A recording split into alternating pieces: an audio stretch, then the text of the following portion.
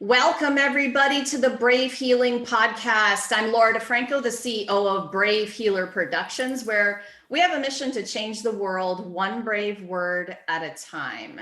And today we are celebrating the birth of a new book, Find Your Voice, Save Your Life 2, the second in a very powerful series, you guys. This book is amazing. It's a project from lead author Dianna Leeder. And I want to start today by saying thank you to Dianna for her vision and her mission for this book, and really for her entire business vision. Dianna wants to help women step up and share their stories, and in this instance, share them with the world in a bigger way, published words, right? The women who join me today are incredible, inspiring, powerful, and wise, and I am excited to introduce you to them. Welcome, ladies. How's it going?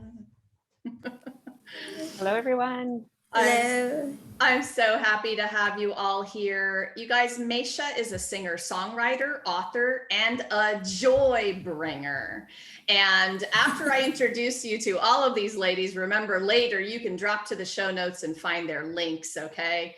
Michelle Hogan is an elementary educator who smiles in peace as she helps children and others be the best they can be. Tamara Tarasova is a somatic life coach who supports profound transformations in her clients through mind-body work. And Pam McDonald, LMT and sacred energy tapping healing artist, will support, guide, and empower you to recognize, navigate, shift, and transform challenging patterns.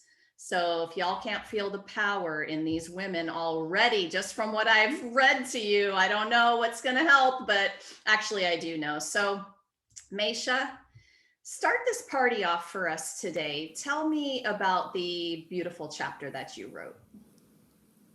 Well, my chapter is number 9, and it's called No Plain Jane. And basically, it's rather unique in that I recognized my life has been very dichotomous in being this bold vocal woman and then this silent, malleable, scared girl. And so the chapter is kind of dichotomous. I start out reflecting back on what caused me to be this person who had trouble with her voice. And then I go actually sharing the story of this woman I met as a long-term care home nurse who was dying, actually.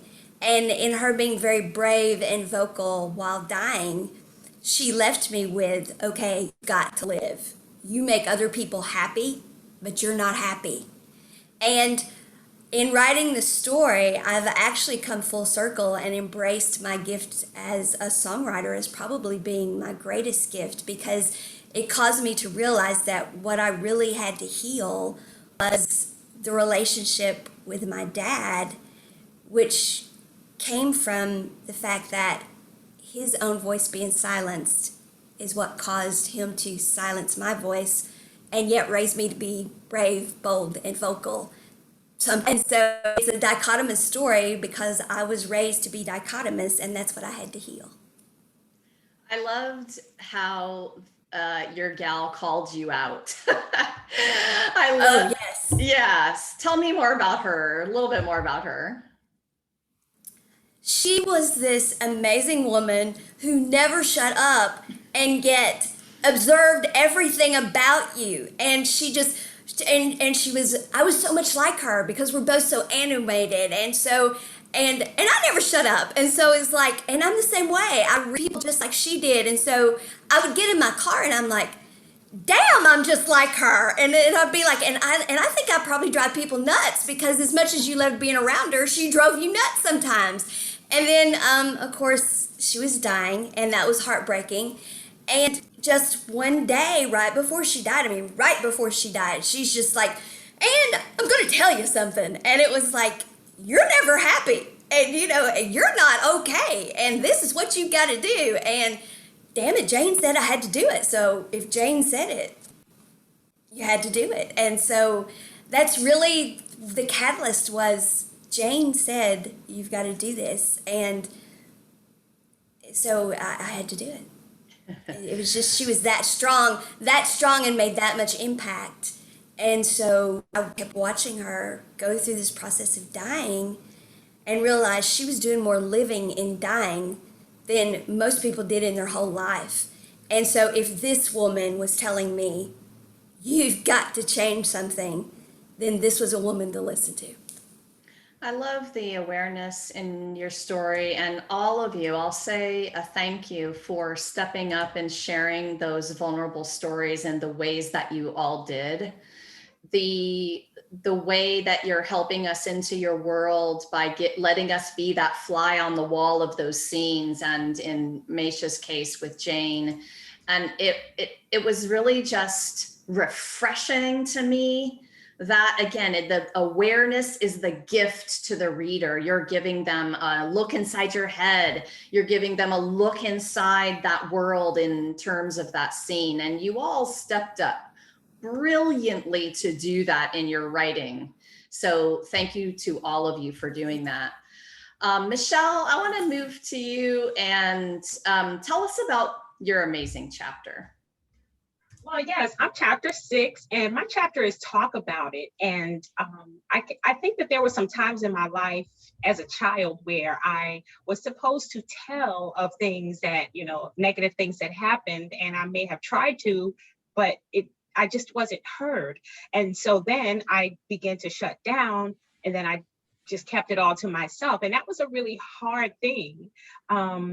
I think that in the end, what I learned, and what I want readers to know when they read the chapter, is that there are going to be those obstacles, but you have to speak up. You have to speak out, because for me, the talking was healing, and it was a way to realize that I was stronger than I thought I was, and I was resilient, and all of these things that happened in my life, I was made to overcome them. You don't see that at an earlier age, but I now know that, wait, I was made to overcome this. I just have to, place myself in the right position at the right time, and I can accomplish anything that I put my mind to. So in the timeline of your life, Michelle, I challenged you all to step up and share a story. So of course, all of us are wise women with many, many defining moments in our lives that you could have picked. How did you come to choosing the story that you would share in this particular book? I chose this story because, ironically, my mom told me that I was a late walker, but I was always a talker. She said I was always a talker. So when I started reading the stories in Find Your Voice 1, I was like, it's so amazing that I was always this talker, but all of a sudden, when it came time to talk about these negative situations, or to tell that, hey, something inappropriate happened to me, I didn't have a voice. How is this possible? And so that's why I wanted to talk about this. I wanted to get this story out, because it was like, even though you think that you are something, a talker, or whatever you feel you are, but when that crucial moment in your life hits, and that's when you're really supposed to make that quality known, it left me, and I didn't understand why. So I just wanted to kind of work out, and it's really something, Laura, that while I was writing my chapter, I was reliving, I was crying, I was having the moments all over again. But the good thing is, I realized that it's the past now, and it can't hurt me anymore. Mm-hmm.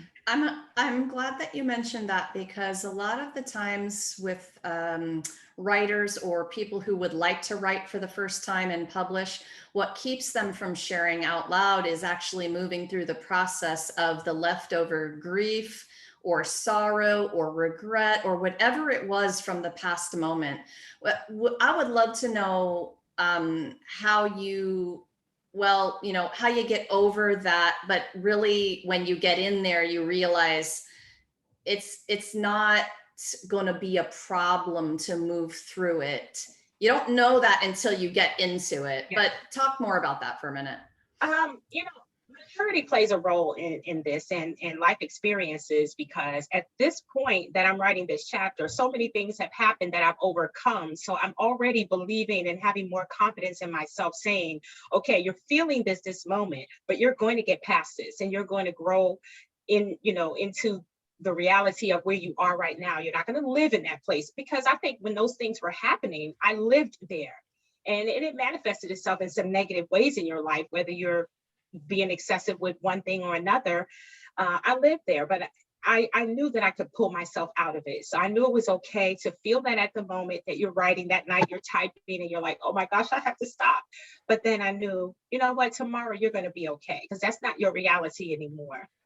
Yes, and something Michelle's talking about right now, her mindset, her awareness in the process is so important, you guys. I'm going to be asking you all a question about that really specifically in a couple of minutes.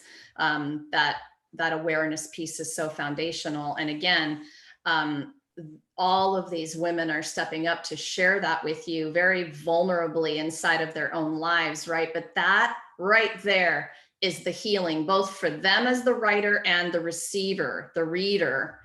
And that's what I love so much about these projects and about writing in this way. So again, I thank you all for saying yes. Thank you, Michelle. I'm going to move to Tamara next. Tamara, talk about your beautiful chapter. Absolutely. Thank you so much for this opportunity. And my chapter is number 8, and it is called Dancing Through Life. And this chapter is my kind of actually first attempt to wrap up my about 25 years of experience of dancing. I have never been a professional dancer, but what I found absolutely moving for myself while exploring it is this navigation from perceiving dance at first as an ambition to be the best out there, to be seen, to be competitive, to be on stage. And then suddenly, when things became not possible for me for physical reasons, I started exploring dancing from entirely different perspectives. And the first one was dancing. It basically was the moment when I started dancing through life, finding this connection with myself, with my body. And it was profoundly rewarding. I really started using those techniques to cope with my everyday lives. And yet that was not all, because at some point of my life, I was in a hard situation and I was basically profoundly disconnected from the world around me. And just being connected to myself was not enough. And there was another moment when I actually was introduced to partners dancing, very, very intimate Argentine tango. And this was another moment. This was another, I would say, milestone that entirely transformed my physical experience. Now, this time going out of myself, connecting to people around me, connecting to the world. And what Misha mentioned about Jane, who told her, hey, be happy. This was something that actually happened in my life as well. But this time it was my daughter who asked me the question, Mom, are you happy? And that question was the moment for me to find the answer. Yes, I was not, but what do I do?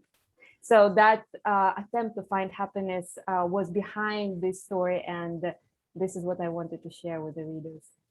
I love the way that you shared about the dancing itself. You had me moving with you, feeling with you, dancing with you, in the room with you. And I love that kind of writing that brings you into that body, that feeling, that palpable moment. And of course, dance is that anyway. It's all about that. But I love what you just said about your daughter waking you up with a question. And I think all of you guys, you know, if you're awake to the moment that you're in, then you've got this incredible opportunity, right? But Tamara, to have it be your daughter was probably in your face, maybe more than most people if they had asked you the same question, right? Yes, this was my daughter, but there was another woman who played an incredible role, and I hope so. She doesn't know yet that she's mentioned. Her name is Svetlana. She's my dear friend who basically dragged me into tango. I was really resistant. I was like, no way I'm doing that. But she did that. And I'm incredibly grateful. She just somehow intuitively saw this opportunity for myself. And this is sometimes what happens to us. Sometimes even people help us without knowing the impact of their help. And again, it's all up to us to accept it, to go with this flow, to go with this opportunity. Yes, no doubt. I loved being at a certain time of my life where I realized everybody in my life was a teacher. Every single person and moment. And that gets a little scary and a little exciting at the same time. It's like, whoa, okay, am I paying attention today? Or I better pay attention, so many opportunities, right? Thank you, Tamara. You're welcome. Miss Pam, tell us everything about your chapter, my dear. Yes, ma'am. Thank you very much. I am chapter 12, and my title is Play Small, Stay Safe, the lie, the lie that stole my voice. And I find it interesting as I've listened to all these amazing women, how somehow, and this is part of what I talk in my chapter, is about being shushed somewhere along our life. So we're shushed, and then we lose our voice, and somewhere along the way we find that strength to find it again. So my chapter talks a little bit about how I have gone through life and seen the different identities and roles that we play in each step of our life. We play this role for that person, or we're this identity for that event, whatever it might be. And how through that also we sometimes become what I think of as an imposter, because we step out of the role that we truly are, that we came here to be, and we become that role for somebody else. It becomes important, and that's okay. You have to do that sometimes. But I think the important thing is to remember who you are and come back to that. I also talk a little bit about listening to that critical voice inside, and how that sometimes has a big power over us and shushes us again. So we have to listen to that, thank it, and then move past it. And I think probably the most important thing that I want for people to know, or to learn for themselves, is how to find that that balance between mind, body, and spirit, to bring it all together, to be able to remember and actually act in that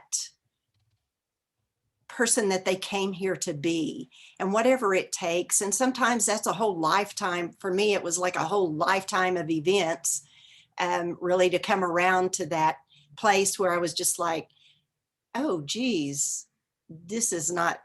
And I can remember always asking myself, who am I and why am I here? So hopefully through all of our chapters, and there's several more besides us, everyone out there that reads the book or comes in contact with it will find some nugget that helps them find their voice and move forward. No doubt. I mean, so one of the beautiful things about the book is that, and I think it's really, really important that we give examples of many different kinds of voices, because there are many different kinds of people in the world, all needing to hear it in a particular way. And you all offer your unique perspective, which really matters, because you guys know how you can hear a lesson 10 times and not get it until the 11th person says it in exactly the way that you needed to hear it. And that's why I say to all of you, your message matters in exactly the way that you have to tell it.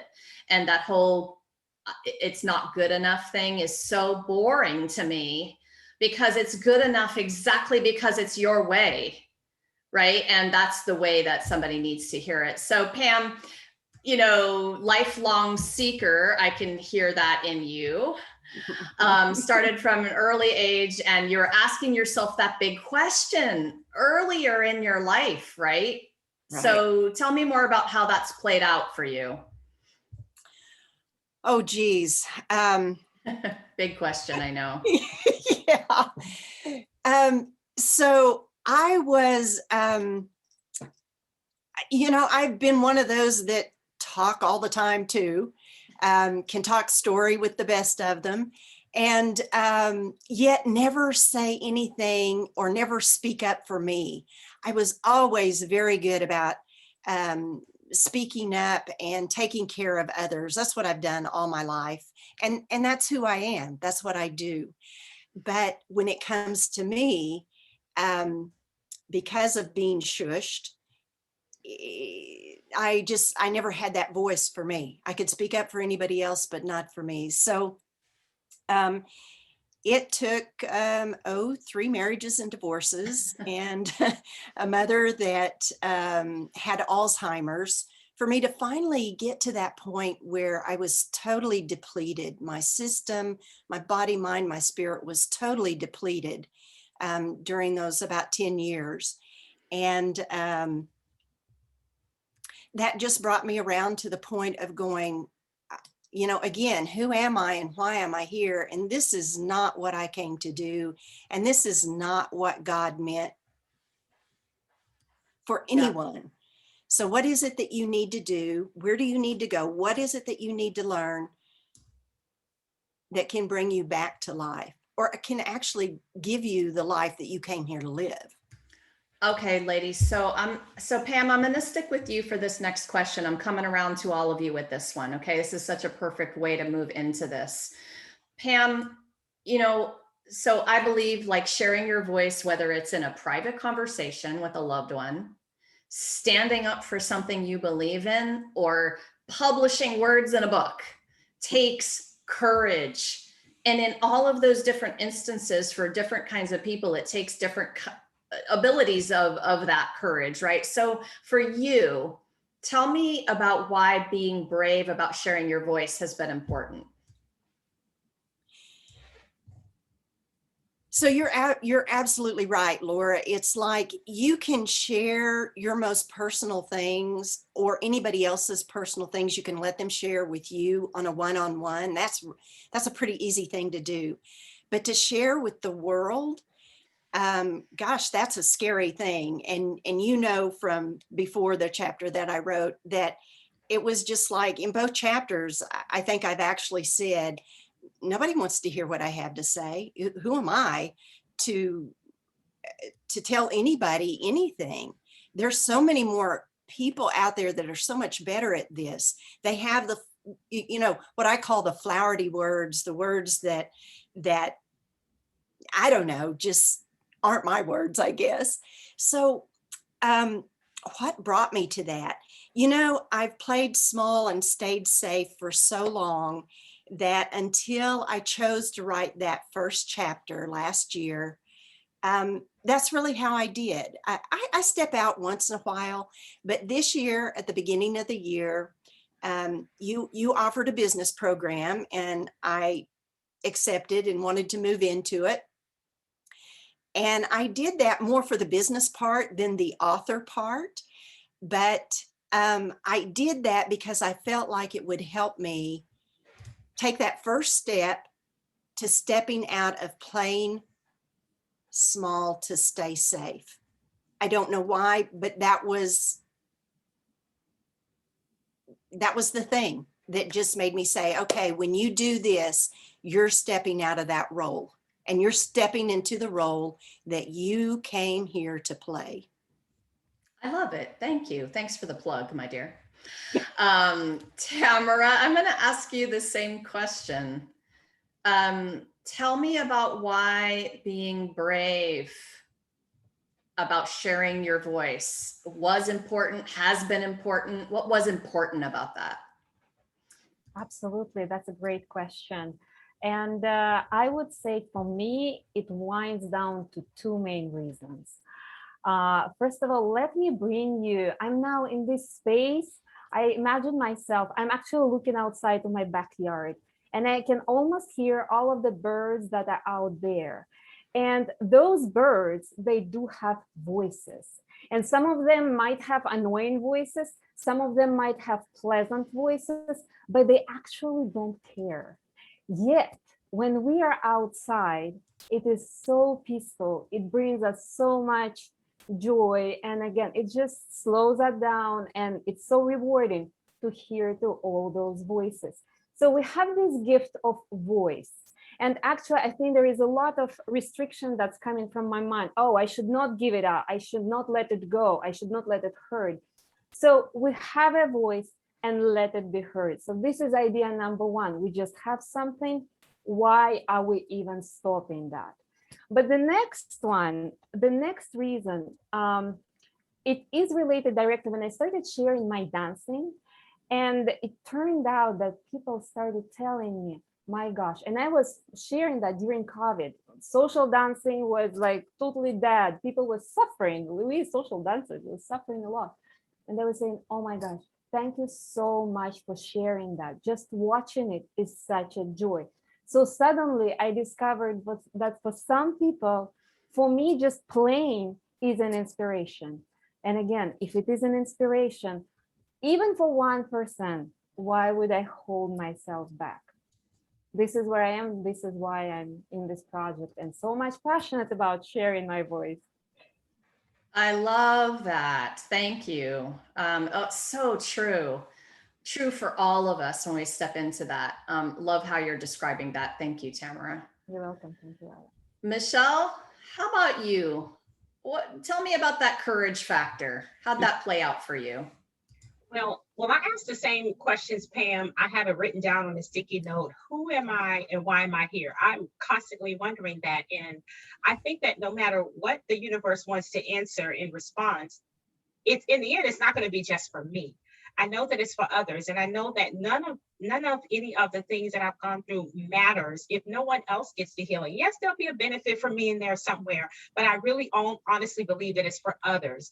And, as an educator, we're constantly modeling. So I don't want to just be talking about it. I wanted to actually show that I could put myself in that position of being courageous so that someone can read it and say, hey, you know what? That was me too. And if she could put herself out on a line like that and tell the truth. And one of the things, Laura, I didn't mention earlier is that I have to have some family members read this and say, wait a minute, this happened when you were 5, 10, 8. You didn't tell us what you were with me then, and so we got to deal with that.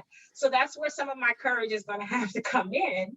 And I wanted them to see that I wasn't just talking about it, that I can actually be about it. And I wanted you to know that I'm putting myself out there, even though I dealt with these situations, and you can too. One of the most common things that I am asked when we're talking about the writing, that is it. I don't want to offend anyone. I don't want to upset my family, my friends. I don't want to write about something in a way that would hurt anybody. That's not what I'm about, right? And so being able to tell your story, prioritizing your own healing and your own witness to the experience is so important, and it can always be done in a way that you feel good about it. Would you agree? I think so. You're absolutely correct. There was a show that used to come on where they say the names have been changed to protect the innocent. So, maybe I, had to finagle a name or two, but, still, it is important. I do agree that at the moment that I was writing and we talked about I was healing and I was dealing with it, it was about me, Pam. It was about me at that moment, which it never, ever is. But at that moment, in this chapter, it's about it's about me. But I do think that others can see, their way through that as well, to know that it's possible and that you can, I can be a model to show someone else just like me that this is possible. Thank Laura. you. Yeah. Sorry, could I just add something? Please. Thank you, Michelle, for bringing that out, because you are absolutely right. We might start out writing for us, but it really is for others, because what we go through might not be exactly the same situation somebody else goes through, but it could be something very similar. And if they can gain from that, isn't that what we want? So thank you. Yeah, no doubt. Hooray. Cheers to that. Oh my goodness. Meisha, what do you want to add to this conversation about the courage factor? Well, I think it's so ironic. I recently wrote a song that the first line is, "Who am I and why am I here?" Well, it's what we all want to know. That is the song. Who am I? Why am I here? That's what we all want to know. I want that song. I'll send it to you. I will. It's the answer is in the very air that we breathe. Is actually what it says. What I ended up doing actually is what I did in this chapter is I tell other people's stories, and that's how I bring joy. Actually, is yes, I talk a lot and I tell my own story. I call myself this bear in a china shop wearing ballet slippers because I want to try to look like I'm going through life gracefully. I'm not, and so I live my life very open as a vlogger and those things showing. Okay, I had an abusive childhood. I'll talk about it. But I love my daddy, and my daddy is why I am who I am. And when he died, we were great. I've had 3 failed marriages. Here I am. I don't put them down, but I don't hide that that happened. I lived with chronic pain and invisible illness, and I talk about it openly because. What? I'm supposed to be quiet about that? Why? And that's what that community, that's like, shh, we're not supposed to talk about that. Why? So what I came to find is, yes, I talk a lot, but what I end up doing is every person I meet is I end up getting them to see they have a story in them, because invariably they will all say, I don't think there's anything special about me. And I'm like, I'm going to challenge you on that. Start telling me about you. And I'll be on airplanes or wherever I'm at, because I'm so open, they will be open. And like 3 minutes into it, I'm like, and there's story number 1.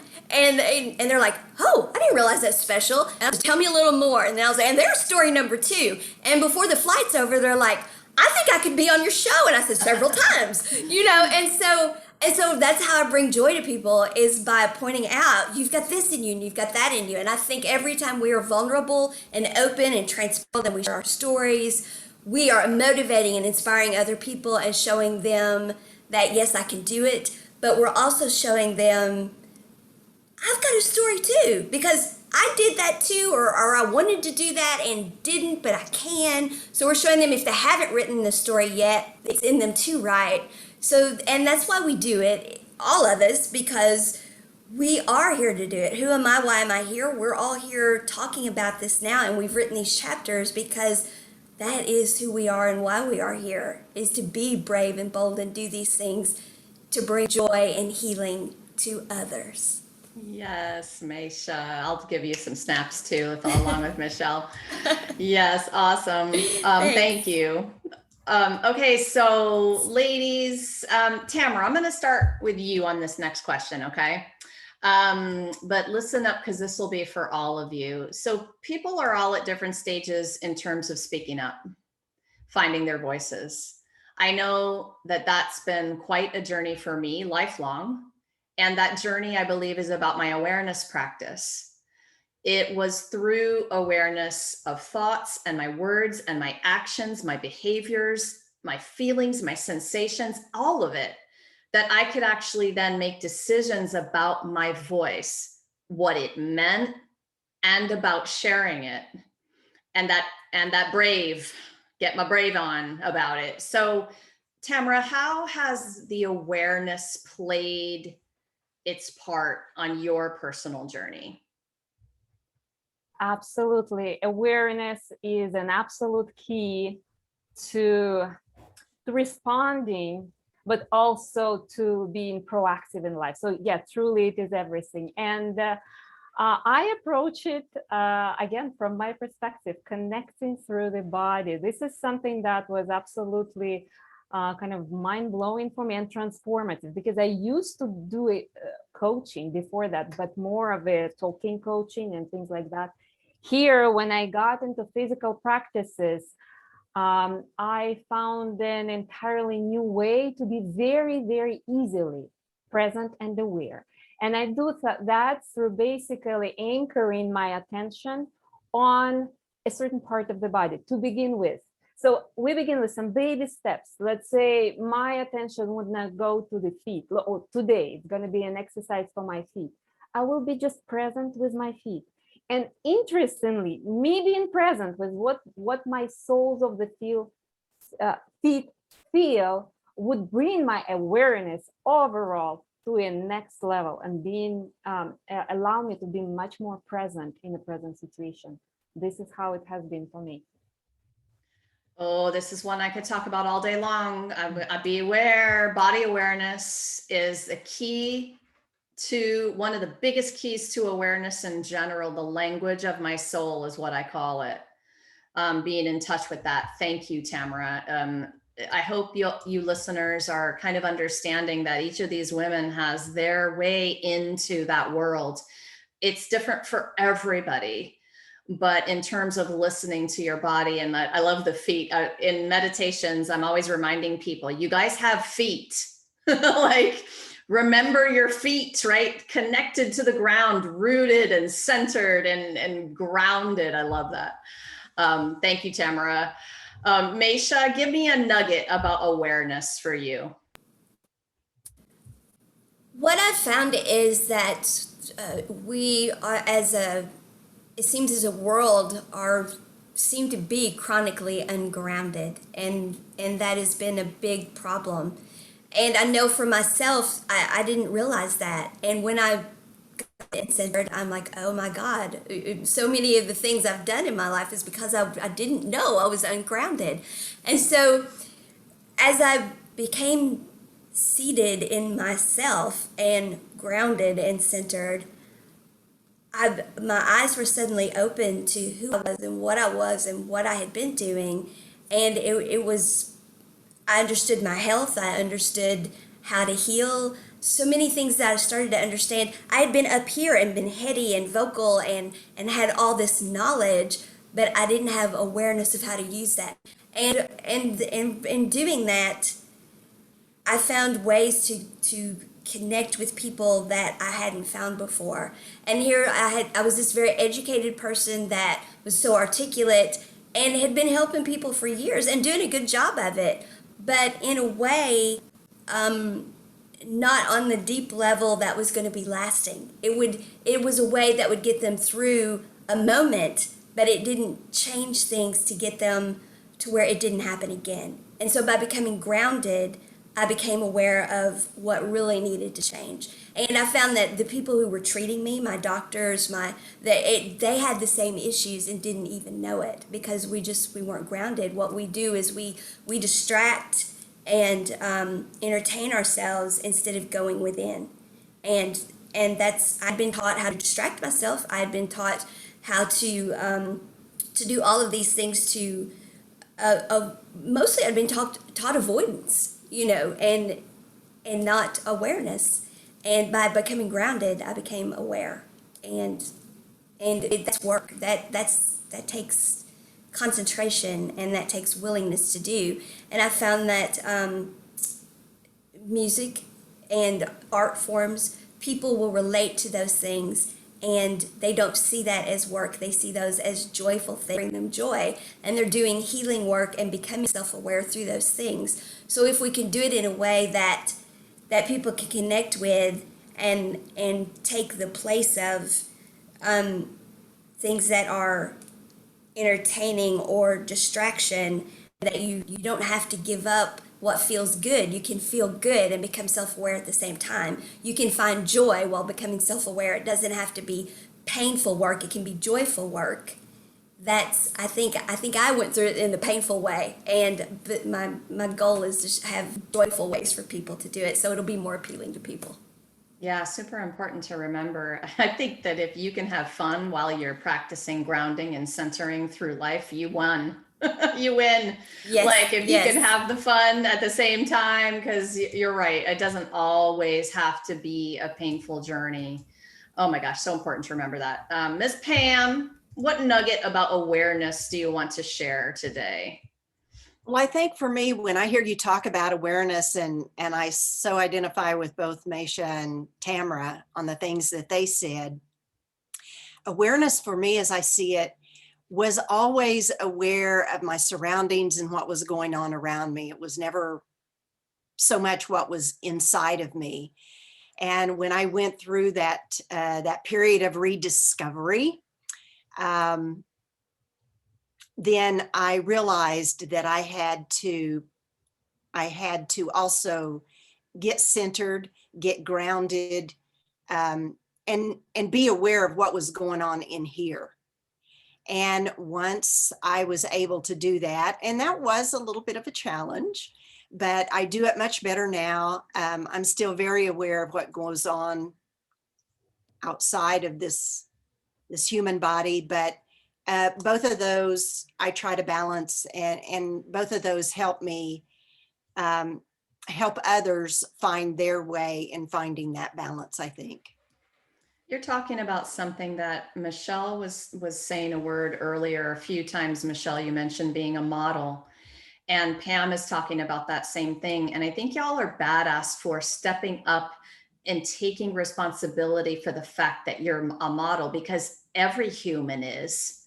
If you're around other people, no matter if they're children or adults, you're modeling your energy output, your attitude, your spoken word, your everything all the time. So I know after this past crazy year, I've been asking myself, okay, who do you want to be when you step back out in front of people again? It's a, along the lines of who am I and what am I here to do? It's like now after this year that we've had, I have an opportunity, and I love thinking about that. I love dwelling in that possibility of it. Michelle, you're going to wrap us up today with your nugget about awareness. This is my favorite topic ever, you guys. I think my take on that is similar to what you just said. I felt like with 4 children that I had an audience all the time. So I stayed up late to center my whole mind and being and thought process. And I also got up early because I felt like every breath in and out that I took, someone was watching me. Someone was, and we marvel when our children follow behind the wonderful things that we do. They have a play kitchen, they're cooking like us, but we don't want to talk about how they may smoke or drink or cuss and swear like us, at 5. So I always felt like I had to just constantly be aware of every little thing that I did because someone was watching. I had this audience. And so it just meant so much to me to make sure that everything I exuded, I feel like everything that came off of me, everything that emanated from me had to be a positive thing that I wanted them to grasp onto, because the minute it wasn't, guess what? They were going to grasp that too. And I didn't want them to perpetuate that in their lives. So that's how I saw awareness. And I absolutely love that. So I just want to thank you all. What you all modeled in this book was some brave, healing badassery. Seriously, like you took on the challenge. You told the authentic, vulnerable, real, raw story, and you did it in a way that you became the teacher, the master, the sharing of that awareness gift with your readers. Honestly, thanks again for stepping up in all of those ways that you did. Authors, really, thank you for what you do in the world and for being here to share it with us today. Thank you, Laura. Thank you. So listeners, I know after listening to some of those topics in this conversation that maybe you want to touch base with one of these amazing women, right? So if you just drop down a little bit into our show notes, into the description, their names and contact information is there for you. Please take a step to explore their world and go look at their sites, go connect with them on social. Dianna Leeder has an incredible community on Facebook, Find Your Voice, Save Your Life, and I'll have that there for you too. You can come in and be with the authors and share what you felt about their chapters when you read this amazing book. And please don't forget that August 3rd, at 10 a.m. Eastern is when we're going to be having our book launch party celebration with all of our authors who will be there to share some wisdom, some quotes from the chapters. And of course, we're going to have some pretty cool giveaways that day too. You can come watch live stream on the Brave Healer Productions Facebook page. You guys, I'll have the info down below for that as well. So lastly, everybody, Remember, you were born, so you're worthy. Your message matters. What if the thing you're still a little afraid to share is exactly the thing someone needs to hear to change or even save their life? It's time to be brave. See you next time, everyone. Bye, ladies.